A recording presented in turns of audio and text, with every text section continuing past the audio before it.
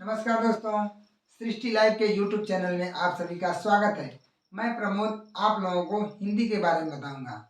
जैसा कि हमने अगली वाली वीडियो में क्रिया के प्रकार के बारे में चर्चा किया हुआ था, उसमें हमने देखा था क्रिया को दो भागों में बांट करके, एक कर्म की दृष्टि से, दूसरा संरचना की दृष्टि से। कर्म की दृष्टि से हमने दो क्रिया के प्रकार देखा था, सकर्मक और अकर्मक। अब संरचना की दृष्टि से हमने क्रिया के 5 प्रकार देखा था, उसमें से एक क्रिया संयुक्त क्रिया। संयुक्त क्रिया के भेद को हम आज पढ़ेंगे। संयुक्त क्रिया के भेद होते हैं 11 से अधिक। संयुक्त क्रिया के भेद होते हैं 11 से अधिक। संयुक्त क्रिया के भेद होते हैं 11 से अधिक, जिसमें पहली है आरंभ बोधक क्रिया। आरंभ बोधक क्रिया का मतलब ये कि जिससे क्रिया शुरू होने का, जिससे क्रिया या कार्य का शुरू होना पाया जाता है, या कार्य का शुरू होना पाया जाता है, शुरू होना पाया जाता है। जैसे मोहन पढ़ना शुरू कर दिया, मोहन पढ़ना शुरू कर दिया। वह खेलना शुरू कर दिया, वह खेलना शुरू कर दिया।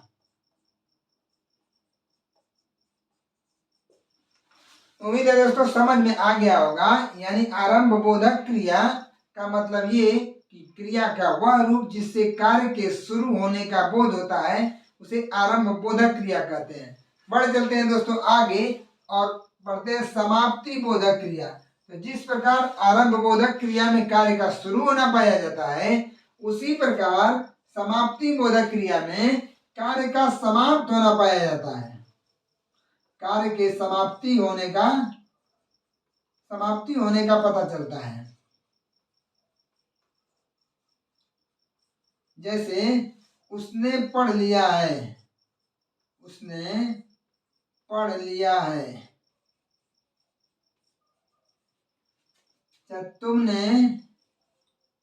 तुमने खाना खा लिया है।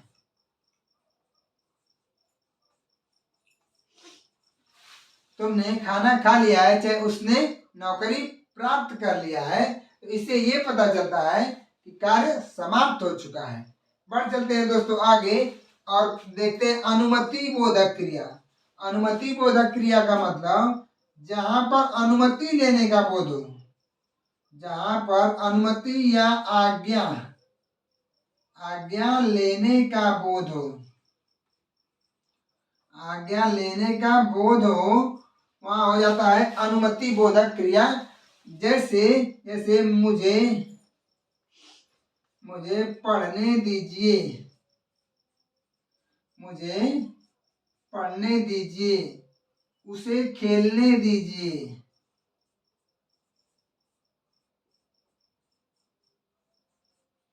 तो जैसे यहाँ पे अनुमति लिया जा रहा है, तो पता चला कि इस प्रकार अनुमति बोधक क्रिया होता है। बढ़ चलते हैं दोस्तों आगे नित्यता बोधक क्रिया। नित्यता बोधक क्रिया का मतलब ये कि कार्य लगातार चल रहा है, कार्य लगातार हो रहा है, कार्य लगातार हो रहा है, कार्य लगातार हो रहा है। जैसे मैं कहूं कि वर्षा लगातार हो रही है, वर्षा लगातार हो रही है। हवा चल रही है, जैसे हवा चल रही है। अब आगे बढ़ चलते हैं दोस्तों आवश्यकता बोधक क्रिया। आवश्यकता बोधक क्रिया का मतलब ये कि क्रिया का वह रूप जिससे कार्य में आवश्यकता का बोध होता है। आवश्यकता का बोध का मतलब मुझे खेलना चाहिए, मुझे खेलना चाहिए, मुझे खाना चाहिए,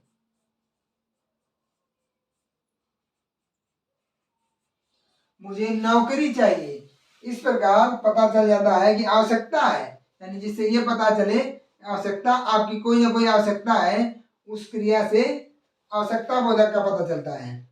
बढ़ चलते हैं आगे दोस्तों, और निश्चय बोधक क्रिया देखते हैं। निश्चय बोधक क्रिया का मतलब ये है कि क्रिया का वह रूप जिससे निश्चितता का पता चलता है। निश्चितता का पता चले, निश्चितता का पता चले। जैसे जैसे वह गिर पड़ा, वह गिर पड़ा, ये निश्चित है। जैसे वह गिर पड़ा, वह बीच में ही बोल उठा, वह बीच में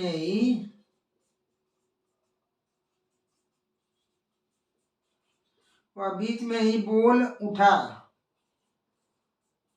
वह बीच में ही बोल उठा।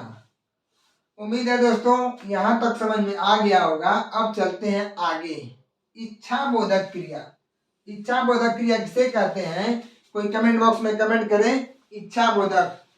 जैसे इच्छा बोधक का मतलब ये कि जहां पर कर्ता की इच्छा का पता चले, कर्ता की इच्छा का,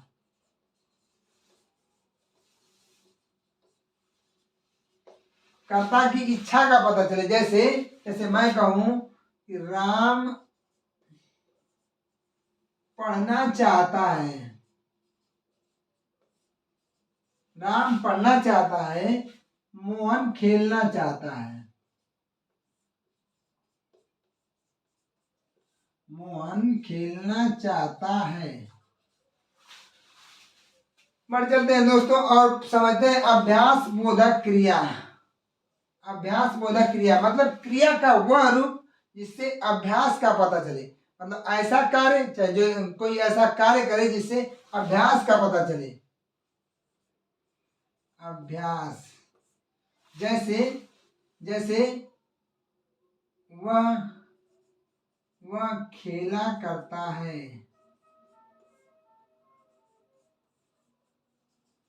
वह खेला करता है, या वह दौड़ा करता है,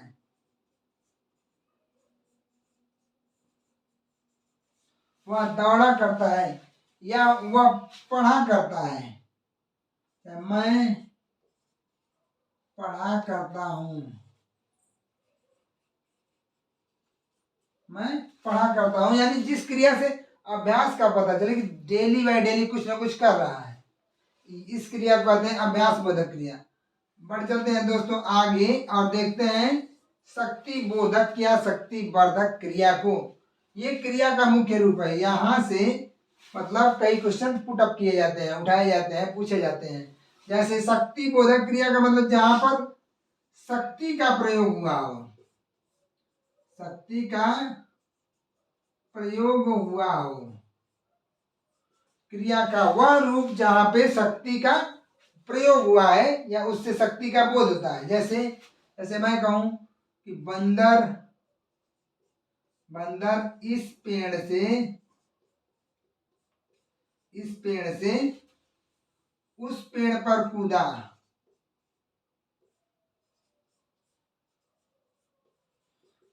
बंदर इस पेड़ से उस पेड़ पर कूदा। जैसे अगला एग्जाम्पल लूं तो कहूँ जैसे बच्चा इस कोचिंग से उस कोचिंग में गया, तो अपने शक्ति का प्रयोग किया। बंदर इस पेड़ से उस पेड़ पे कूद रहा है, तो वो अपने शक्ति का प्रयोग कर रहा है। उम्मीद है दोस्तों शक्ति बोधक क्रिया आपको समझ में आ गया होगा। अब आगे पढ़ते हैं पुनरुक्त संयुक्त क्रिया। ये उससे भी इंपॉर्टेंट है, उससे भी मुख्य है। इसका मतलब ये कि जहां पर समान ध्वनि वाले शब्दों से, समान ध्वनि वाले शब्दों से क्रिया बने, जहां पर समान ध्वनि वाले शब्दों से क्रिया बने वहां हो जाएगी पुनरुक्त संयुक्त क्रिया। जैसे जैसे वह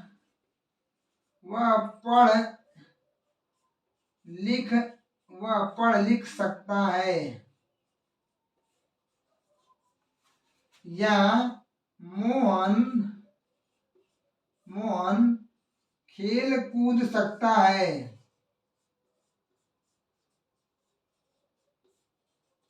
मोहन खेल कूद सकता है, रमेश भाग दौड़ सकता है, इत्यादि। बढ़ चलते हैं दोस्तों आगे। अब देखते हैं यौगिक क्रिया। यौगिक क्रिया, यौगिक क्रिया का मतलब ये कि जहां पर क्रिया में उपसर्ग जोड़े गए हों,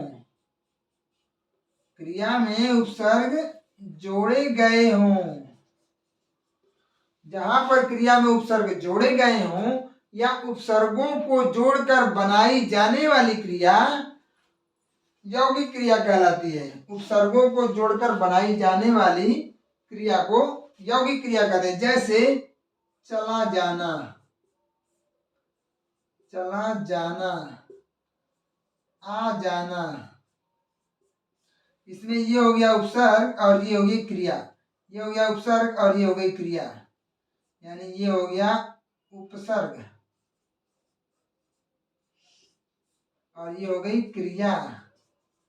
तो यहाँ पर उपसर्गों को जोड़कर बनाई जाने वाली क्रिया यौगिक क्रिया कहलाती है।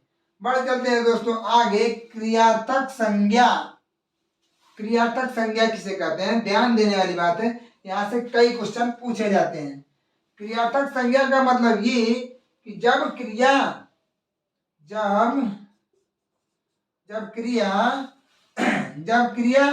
संज्ञा के रूप में कार्य करने लगे, जब क्रिया संज्ञा के रूप में कार्य करने लगे,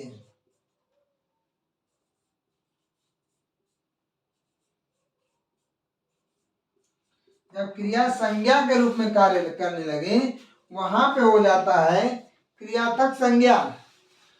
जब क्रिया संज्ञा के रूप में कार्य करने लगे तो वहां होता है क्रियार्थक संज्ञा।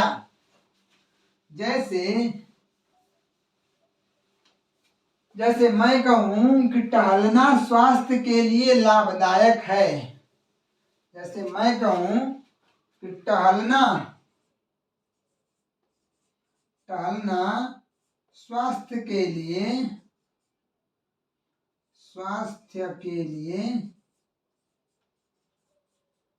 लाभदायक है, टहलना स्वास्थ्य के लिए लाभदायक है। चाहे मरना देश के लिए कीर्तिमान है,